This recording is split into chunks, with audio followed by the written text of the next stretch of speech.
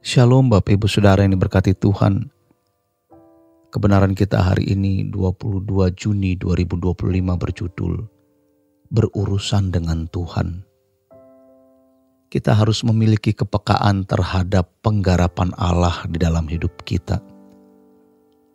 Allah tidak pernah berhenti berurusan dengan kita, namun sebaliknya kita yang sering berhenti berurusan dengan Allah atau tidak mau tahu apa yang Allah sedang kerjakan di dalam hidup kita.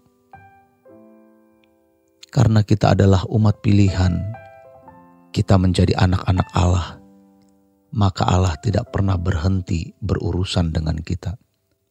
Alkitab menunjukkan bahwa kasih Allah kepada kita lebih dari kasih seorang ibu. Apakah ada seorang ibu yang meninggalkan anak yang sedang disusuinya? Seandainya ada, lalu Tuhan menegaskan, "Aku tidak pernah meninggalkan kamu." Jadi Tuhan tidak pernah tidak berurusan dengan kita. Dan betapa berharganya kehadiran Tuhan dalam hidup kita setiap saat. Sebab tidak mungkin kehadiran Tuhan itu tanpa berkat. Dan tidak mungkin berkat yang Tuhan berikan kepada kita adalah berkat fana. Pasti yang diberikan Tuhan kepada kita itu adalah berkat kekal, berkat abadi yang terbaik untuk kita. Oleh sebab itu, jangan kita kehilangan fokus. Fokus kita harus tetap kepada Tuhan. Tidak ada kehidupan di luar Tuhan.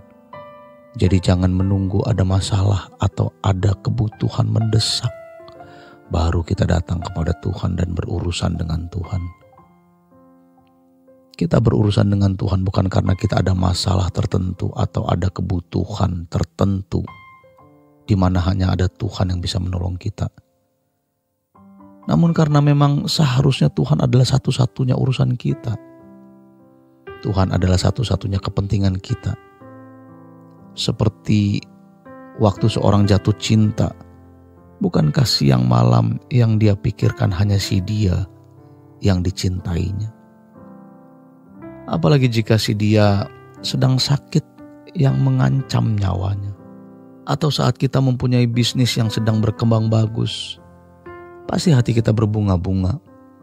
Sehingga yang kita pikirkan hanya bisnis itu. Dan itu tidak pernah lepas dari pikiran kita.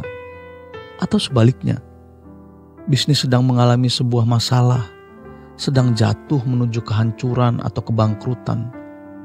Bukankah masalah itu melekat di dalam pikiran kita? Lalu kenapa kita tidak fokus kepada Tuhan dan menjadikan Tuhan sebagai urusan kita? Sampai kita memiliki kapasitas menjadi seorang yang bisa mengantar sesama kepada Tuhan, sampai pada kedewasaan rohani atau kehidupan rohani yang menyenangkan atau memuaskan hati Allah. Coba kita ambil keputusan ini. Walaupun ini mungkin terasa aneh atau berlebihan atau terlalu ekstrim. Tapi ketika Yesus berkata, "Kalau kamu tidak melepaskan diri dari segala milikmu, kamu tidak dapat jadi muridku. Jual segala milikmu, bagikan kepada orang miskin, datanglah kemari, ikut aku." Bukankah pernyataan-pernyataan ini menunjukkan bahwa kita dibawa kepada hanya satu urusan, yaitu Tuhan?